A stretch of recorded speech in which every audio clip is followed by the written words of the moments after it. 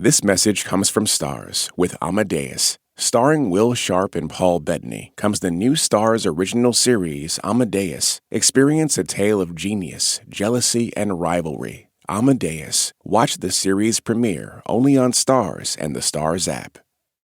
I want to start off with some free association, okay?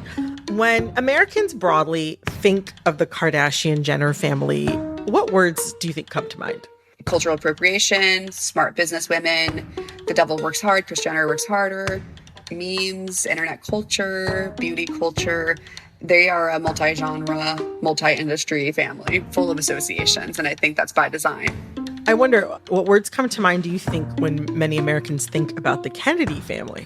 Democratic, glamorous, Camelot, conspiracy theory, Marilyn Monroe, and dynasty.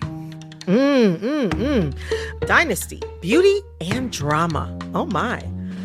I've been thinking a lot about the overlap between the Kardashians and the Kennedys. Their ambition, their media savvy, and their power.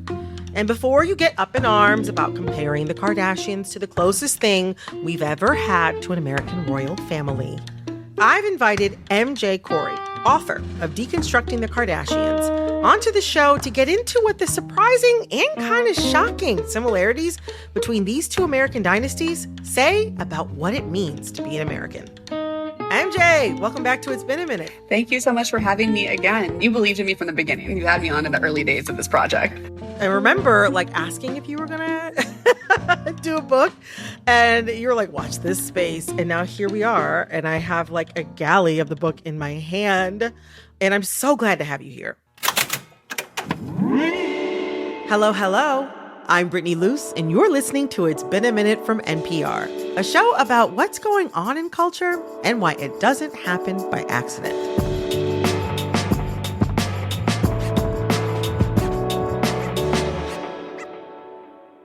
I think a lot of people think of the Kardashians as kind of possibly kind of tacky new money group of people with a completely fabricated appeal.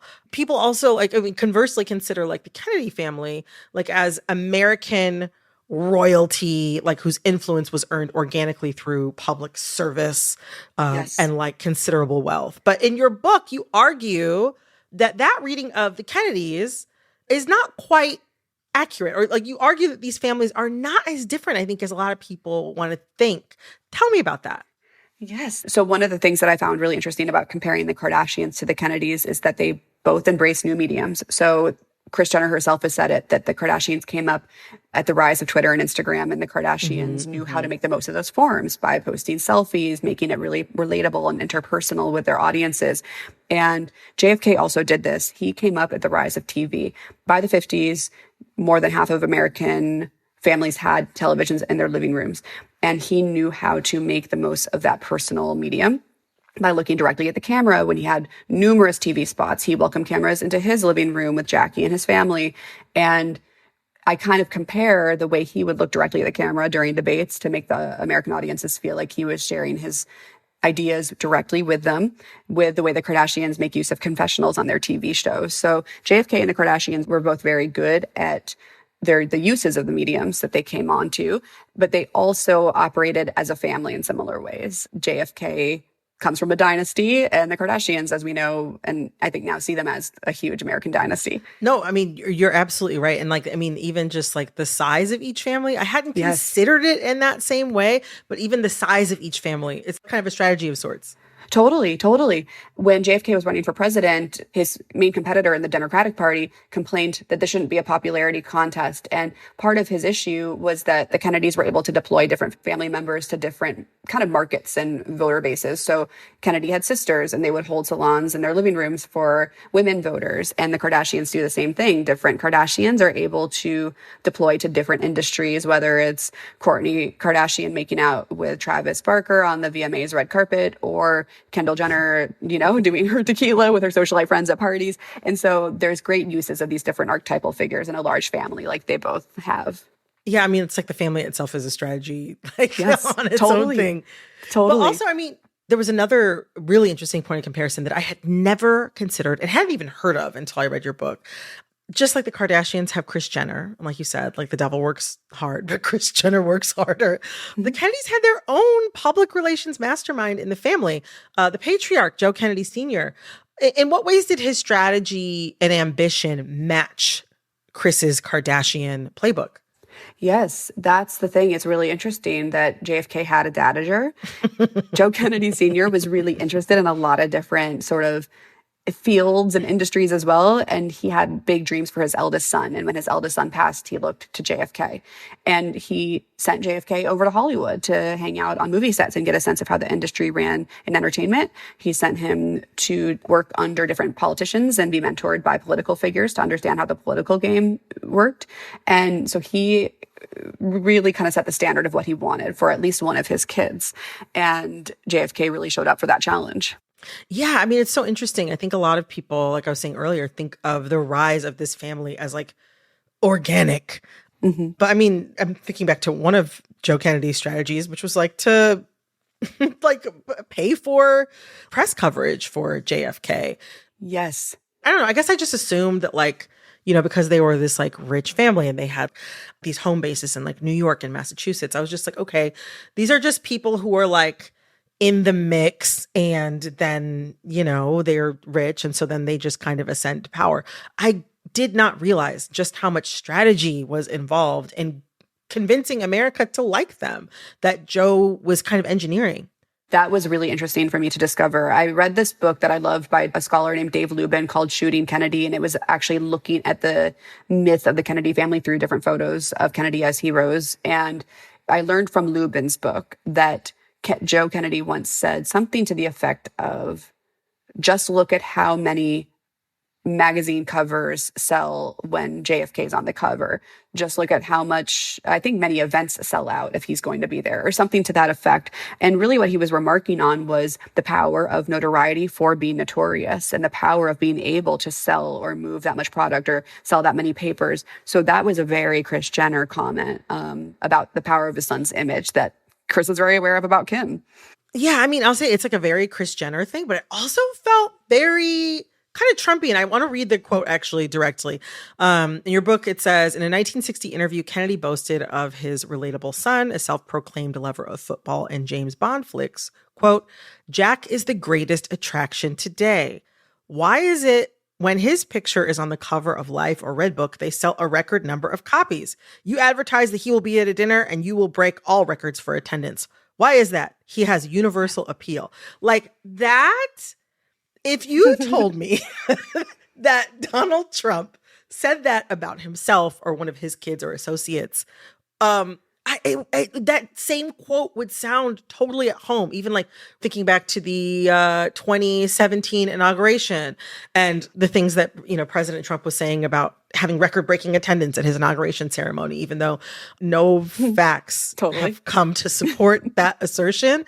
There's a certain kind of like P.T. Barnum quality in that, that like people I think find now when they're, again, thinking about considering Donald Trump, a lot of people are very turned off by that, but and would not think of that kind of approach being anywhere near the Kennedy family. Totally. That's why people don't always love when I say this, but I would view the Kardashians almost as an average between the Kennedys and the Trumps. Interesting. I think there's a Kennedy aesthetics, but I also think that there's a lot of Trump media strategies that we can see in the Kardashians. And in fact, they may have even sort of paved the way that Trump has really manifested, being a reality star in the presidential office now. These are the most glorified reality stars and influencers that we can see today in the Kardashians. So I think they're kind of both. And it is something that Trump would boast. And what he's doing when he makes those claims is kind of piggybacking off of something that made the Kardashians very famous, which is they would make headlines for making headlines. There were headlines about how many records they broke, just as Joe Kennedy said about his son. So there's this relationship with identifying one's relevance to media that then perpetuates relevance to media in an interesting way that began with JFK and definitely has ended with Trump. I also want to talk a little bit about other members of the Kennedy family that also express this kind of like media savvy and an understanding of how to solidify their legacy. You know, Joe Kennedy was not the only Kennedy to add to the family's mythology. Not many people know that Jacqueline Kennedy contributed to this too. I mean, it was news to me when I was reading this book. There was specifically something that she did in an interview after JFK's assassination that really left a lasting, I can't even indefinably lasting mark on how we all think about them. Tell me about that. So in the aftermath of JFK's assassination, Jackie was very strategic in choosing a reporter who had reported on JFK in the past in a positive way to come visit her and share his myth. She used, first of all, a very media savvy method by really repetitive in telling a story about Camelot, the myth of King Arthur, who is the king of the land, and his people loved him. And she said there will be other presidents, but there will be nothing like Camelot again. She compares the Kennedy administration to Camelot, this idealized, idyllic place where a leader really cared for his people and was kind of this democratic figure. And she repeats this image again and again as she talks to this reporter, to the point where when he turned it in, and he kind of omitted parts of that story, she insisted that he could not go to print without including it. So she was quite sure that this was what she wanted for Kennedy's legacy. And to this day, Camelot is the myth that many associate with JFK. When I ask my grandma who she associates, or what the words she associates with JFK, she says Jackie's pillbox hat and Camelot. So it was very effective, and it was doing a few things. It was making the most of what the art critic John Berger has called cultural lessons half learned. So it was connecting JFK's real life to a highly visual and kind of even ambiguous myth, which stays with us. It's a feeling that stays with us. And I think it's really made his myth last. It's also why I, in my book, compare Kanye to Jackie. And I say that Jackie brought value to JFK's whole image, much in the way that Kanye did to Kim, with cultural lessons and the cultural knowledge and capital that he kind of had access to and understood. We're going to take a quick break, but first, if you're a longtime listener or brand new to It's Been a Minute, be sure to come back every Monday, Tuesday, Wednesday, and Friday for brand new episodes. And did you know you can make it even easier to get new episodes by hitting the follow or subscribe button on your favorite podcast app? Whether you're a new friend or a loyal bestie, join the team by subscribing today. Coming up after the break. And I think they're figures of catharsis. They play this stuff out so that we can work out how we feel about it, what our lines are around these things, what our boundaries are, our moral limitations, what we're not okay with. Stick around.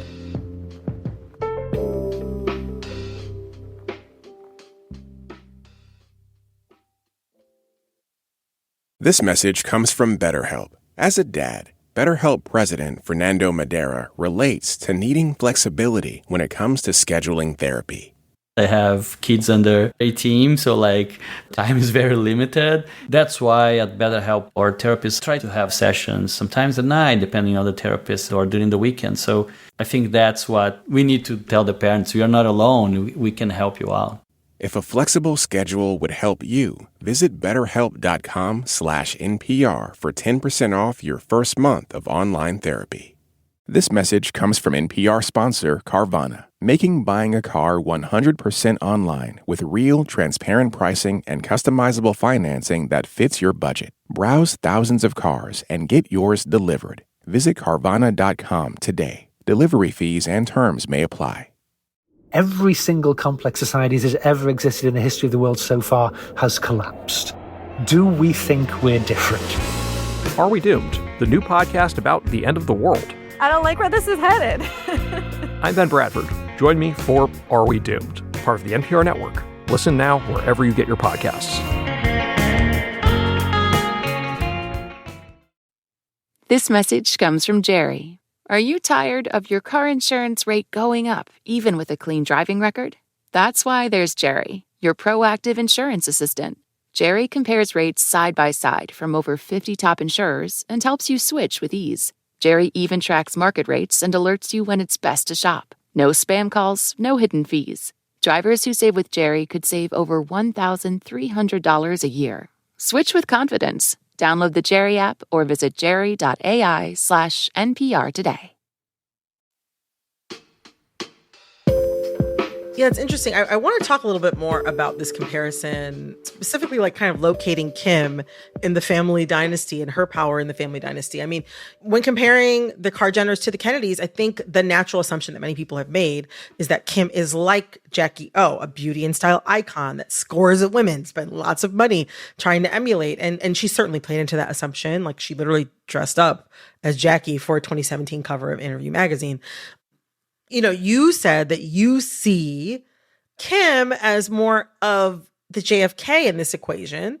Lay that out a little bit more, this comparison between Kim and JFK and sort of how each family kind of rotates around each of them. Yes. So Jackie brought this immense value to JFK because she was really well versed in culture. And so Jack was good at the everyman thing. He talked about loving football and James Bond and these things that people could relate to. He was attuned to culture, but Jackie there was a speech he was nervous for or something like this, and she helped him remember every word to it before he was to go on, because they like lost the paper or something like that.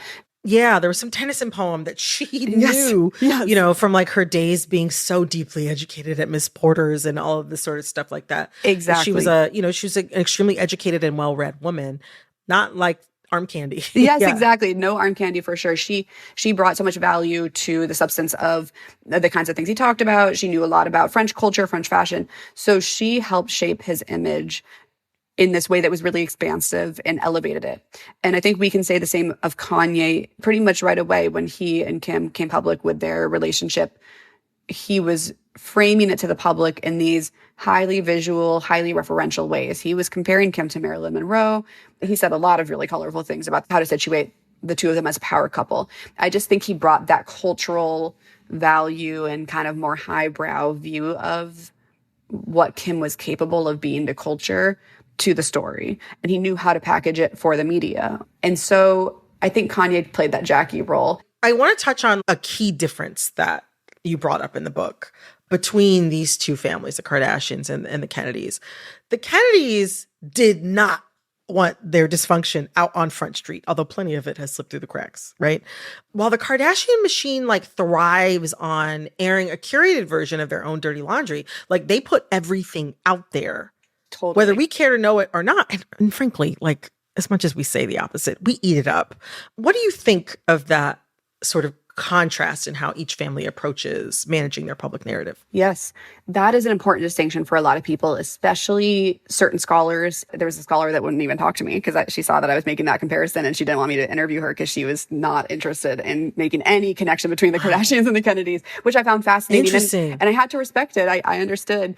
I think it still speaks to the Kennedys as foundational to the Kardashians, because there were media norms at that time where dirty laundry was not being aired to that extent. And actually, if anything, dirty laundry was being aired in a political way through hearings and McCarthyism and all of that at that time. Mm-hmm. But Kennedy still represented this growing sense of what a theorist has called other directedness, David Reisman. The suburbs were kind of starting to populate outside of cities, and neighbors were curious about what the other one was doing. And this is coinciding with the entrance of the TV into people's living rooms, so they're feeling closer to the object of their consumption in media, and that includes JFK as a political figure. And so that's what made it so powerful when Jackie opened the White House and opened basically the Kennedys' home to the American public. Tell me about the silverware and the china, Mrs. Kennedy. It's not silver, it's all gold or vermeil. There was still an opening of private spaces to the public, and there was a growing sense of interest in what other people were doing and what was going on behind closed doors. Kennedy himself was in a number of basically docudramas, taking cameras into his decision rooms. The heart of the question is whether all Americans are to be afforded equal rights and equal opportunities. Whether we are going to treat our fellow Americans as we want to be treated. So that was sort of like the beginning step towards people realizing that media can help them learn more about these people that they're interested in. So the Kardashians are just a natural, by decades and decades progression of now we're learning so much more about them. And one more thing I'll say is the tabloids really still fed this interest. Like Jackie Kennedy's violating nudes, which made the cover of Hustler magazine, and how that put Hustler magazine on, it just speaks to that there was still a huge public appetite for the personal lives, even if they weren't selling them and commodifying them the way the Kardashians now do. That makes me think of another thing that you brought up in the book, which is like comparisons to Marilyn Monroe, which Kim has embraced. She has foisted upon us. Yes. She wants to remind us that she's a modern day Marilyn Monroe. Yes. And yet you point out in the book that I think, and I don't think this is going to be news to anybody, but people feel very differently, despite how many overlaps there are in sort of like their sex appeal, their body shapes, how strongly people feel about their beauty, how iconic they both are. Yeah. Talk to me about that sort of dichotomy and maybe where people feel a lot more discomfort and distrust of Kim. Yes, that's the thing. In my mind, Marilyn represented a kind of more analog era of media that is very easy to be nostalgic about now because it felt less busy and far more glamorous. And Kim is, to me, the ultimate postmodern icon because she has made it her business to be everything, everywhere, all at once. And that is the best way I think one can make a lasting impression in such a busy digital temporal media landscape. You have to be very, very present. Also, people are resistant to Marilyn comparisons because there's not that sympathy there. And Kim won't take on that aspect of the Marilyn myth. Like, Marilyn died. So that is a huge distinction between the two women and what their legacies will be. And I think that's also where the distaste comes from. But it is also the tension between modernism and postmodernism. I gotta say, I mean, though a lot of the public expresses disdain for the Kardashian-Jenner family, they are an enduring cultural institution, whether we like it or not. Yes. I'd argue that their popularity actually indicates that they are selling the public something that we actually really want, regardless of what we might say, which makes me wonder, what truth is the Kardashian-Jenner family reflecting back to us that we don't always want to see? Yes. One common pattern, because in my book, I analyze a lot of American icons to understand how we got to this moment of Kim. And I started to observe a common pattern from the Kennedys to the Disney brand, to Marilyn, to so many of these icons from American history. There's a lot of cultural anxiety around sex, death, and race, and money. So these really core things that are quintessentially American. You hit all the big ones. Yes. And I always say I'm a psychotherapist by day, but I don't psychoanalyze the Kardashians, but I do find our public reactions to their antics to be a really helpful psychoanalytic mirror. And I think they're figures of catharsis. They play this stuff out so that we can work out how we feel about it, what our lines are around these things, what our boundaries are, our moral limitations, what we're not okay with. And so that's what I think they do. That's the function they do serve. And that's why we keep them going. And I think they have become somewhat integrated and normalized in culture at this point. So they're not so central, but they're everywhere. Embedded. Yeah. I wonder, we're looking back at American culture.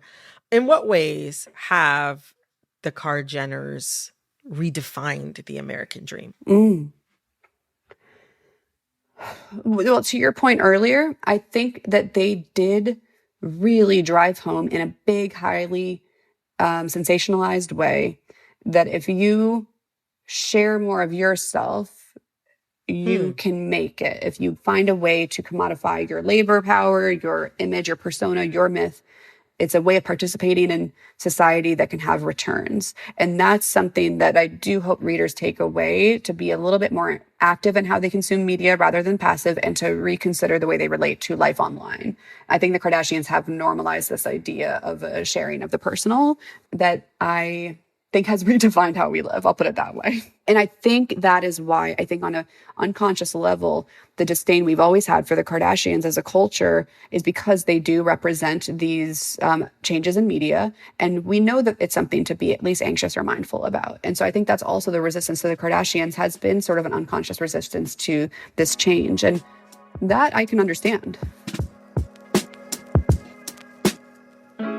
MJ, you've given me so much to think about. You've given me so much to think about. Even after reading the whole 400-page book, I'm like, there's more to chew on. Another book, perhaps? Yes, maybe book number 2. I just love talking to someone that did such a close reading. I'm very grateful and humbled by that. So thank you. That was MJ Corey, author of Deconstructing the Kardashians. You can find her book wherever they're sold. This episode of It's Been a Minute was produced by Corey Antonio Rose. Our supervising producer is Cher Vincent. Our executive producer is Barton Girdwood. Our VP of programming is Yolanda Sanguini. All right, that's all for this episode of It's Been a Minute from NPR. I'm Brittany Luce. Talk soon.